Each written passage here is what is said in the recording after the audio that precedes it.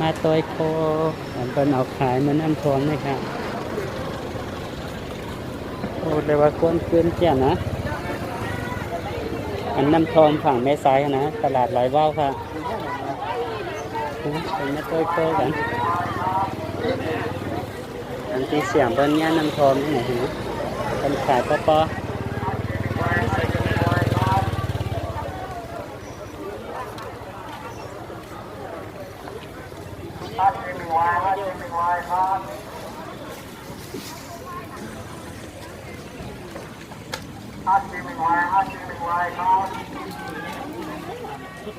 นี่ฉันจะให้ป้ากับต้นหน่อยไปฉาย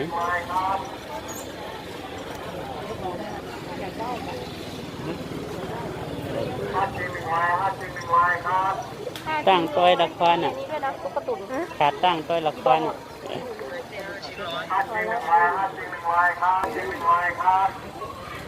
5 ชิ้น 100ครับวันนั้นอันนี้นะ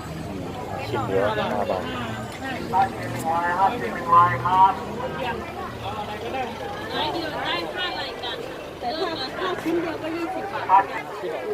ขาย1 ชิ้น 50 บาทครับวันนี้ก็เอา3 ชิ้นนะ100 บาทครับวันนี้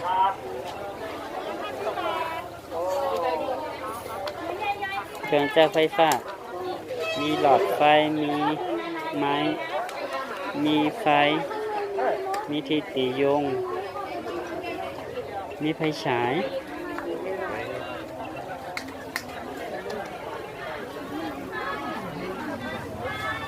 ก้อนเกินไปแล้วครับ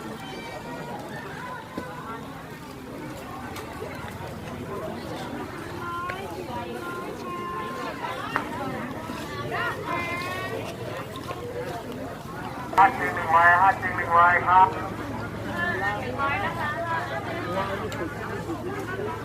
โอ้ยเกินแต่เกินว่า100 บาทค่ะ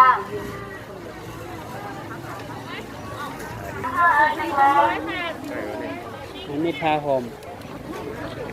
ในที่รองที่นั่งนะ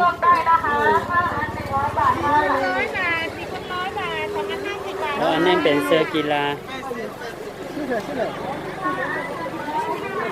เสื้อผ้ากันเนี่ย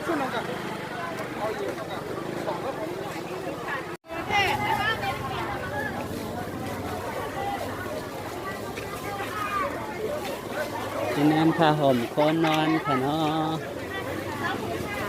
กวนขึ้นวัดขึ้น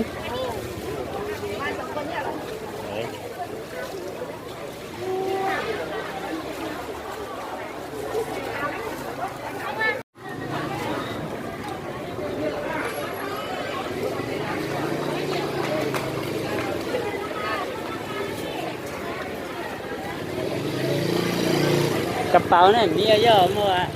โอ้เดี๋ยวตัดเกิน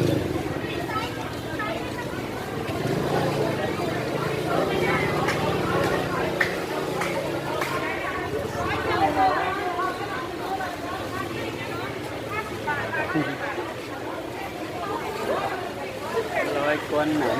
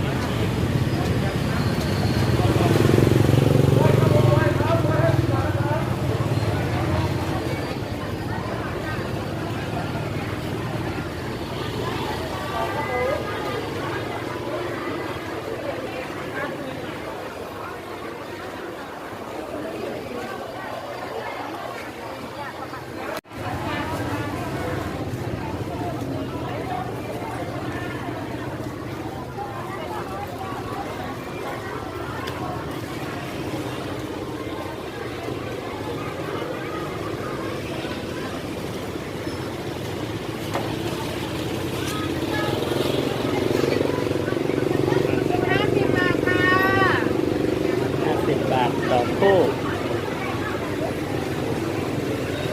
โอ้ยคนคืนหลาย